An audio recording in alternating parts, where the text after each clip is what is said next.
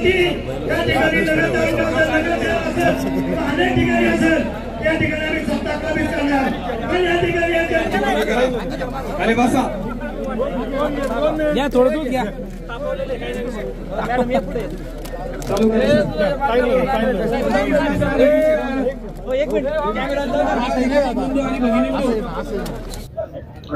शेतकऱ्यांच्या कांद्याला आणि दुधाला योग्य भाव मिळावा या मागणीसाठी आज अहमदनगर येथे शेतकरी जनआक्रोश आंदोलनाचे आयोजन करण्यात आले आहे। या ठिकाणी खासदार निलेश लंके यांच्या नेतृत्वाखाली हे आंदोलन करण्यात येत आहे। जिल्हाधिकारी कार्यालयाबाहेर या ठिकाणी शेकडोंच्या संख्येने शेतकरी सहभागी झालेले आहे। आपल्या सोबत खासदार निलेश लंके आहे, आपण त्यांच्याशी चर्चा करणार आहोत। काय नेमके तुमच्या मागण्या आहेत?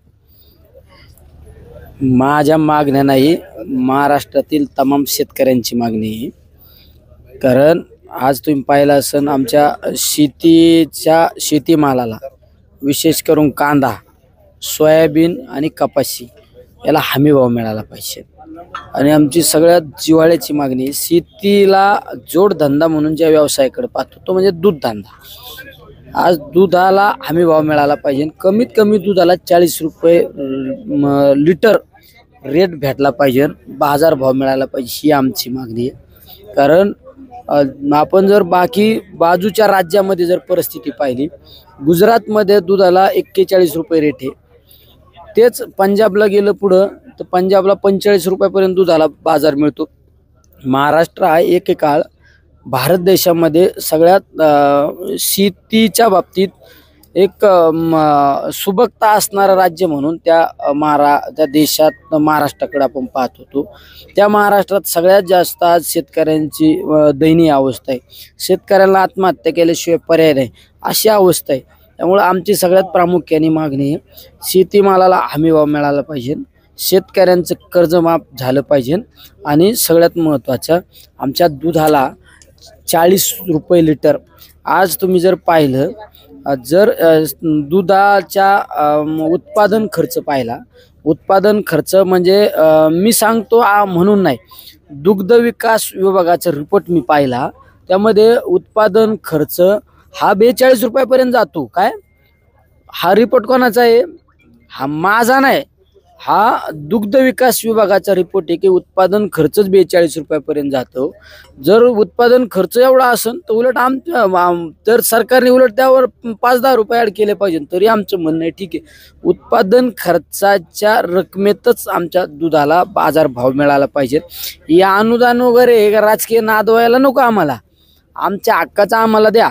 कुठेतरी सांगायचं आम्ही 5 रुपये अनुदान देतो, जाहीर करायचं, आपल्याच कार्यकर्त्यांना फ्लेक्स लावायचे, हे खोटं नाटं नको, जे हक्काचं आहे ते द्या ना, ही सगळ्यात आमची महत्त्वाची मागणी।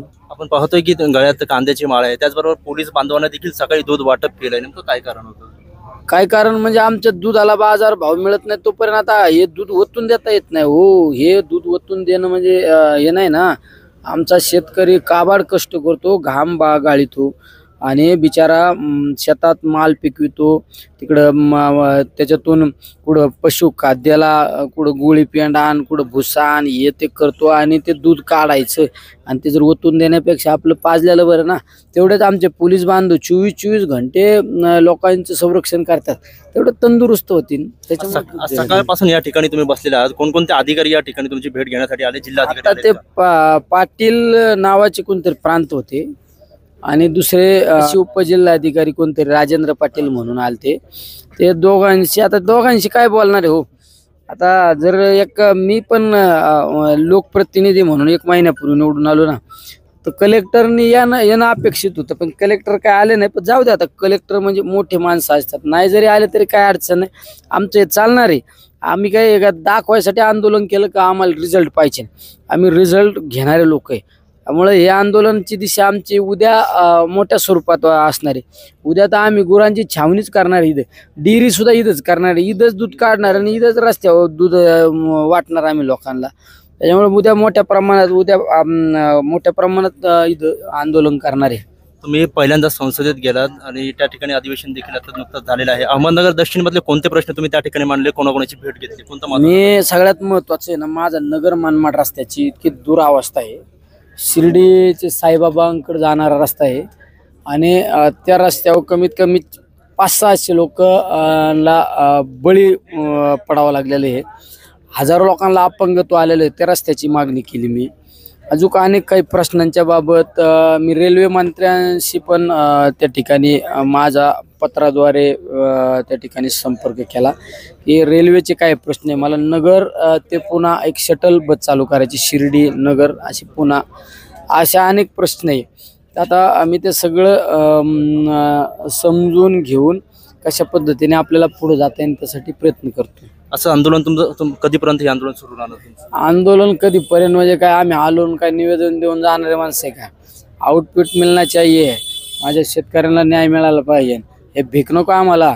अनुदान दिलं, घोषणाबाजी केली, बोर लावले, रिझल्ट पाहिजे, लोकांना रेट मिळाला पाहिजे. नाही ते आंदोलन राजधानीच्या ठिकाणी माहिती आहे ना तुम्हाला, राजधानी कुठे आहे माहिती आहे का? मुंबईला लाखो शेतकऱ्यांना घेऊन आंदोलन करतो.